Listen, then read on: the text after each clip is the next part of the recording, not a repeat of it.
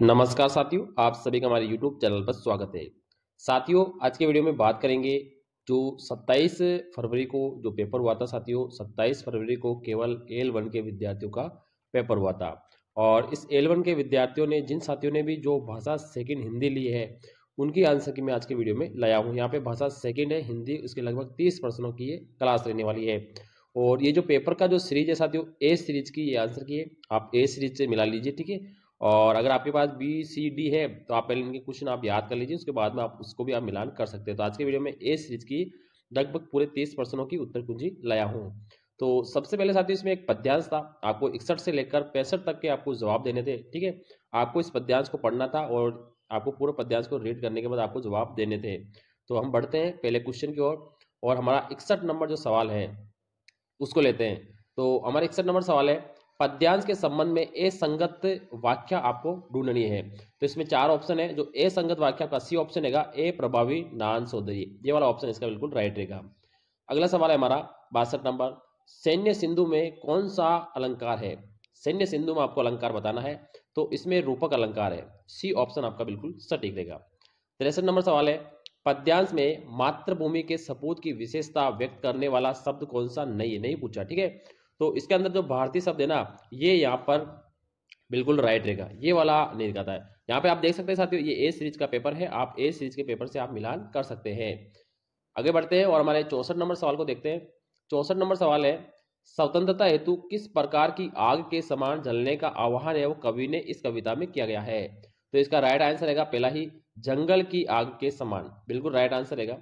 65 number सवाल है, पद्यांश में वर्णित जीवन मूल्य कौन सा है, ठीक है। तो इसका राइट आंसर जो रहेगा वो रहेगा आपका मानवीय सौहार्द, मानवीय सौहार्द, बिल्कुल राइट आंसर डी ऑप्शन, 65 में डी ऑप्शन। 66 नंबर सवाल है, अच्छे मूल्यांकन की विशेषता है। तो इसमें तीन तो गलत है और ये वाले जो ए विभेदीकरण है ना, ये अच्छे मूल्यांकन की विशेषताओं का एक प्रकार है।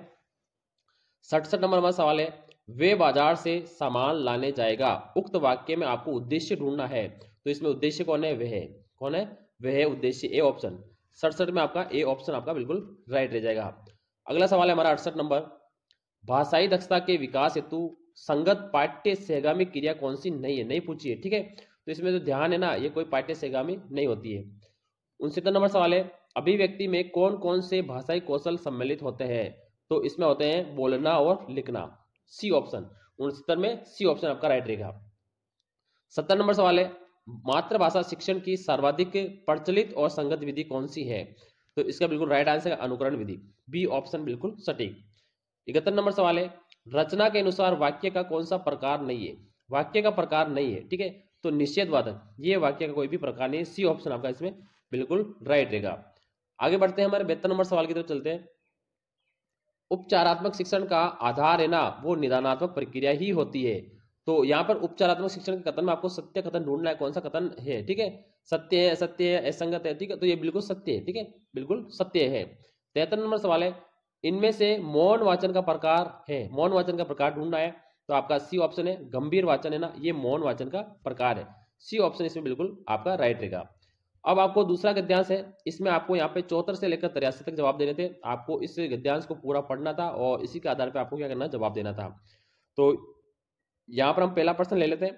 74 नंबर सवाल है, समन्वित शब्द में आपको उपसर्ग बताना है। तो इसमें बी ऑप्शन राइट रहेगा, सम, केवल सम, ये हलन वाला सम नहीं, केवल सम, ठीक है। 75 नंबर है, गद्यांश में प्रयुक्त देवी देवताओं, देवी देवताओं में कौन सा समास है पूछा। तो इसमें द्वंद समास है कि और का लोप होगा।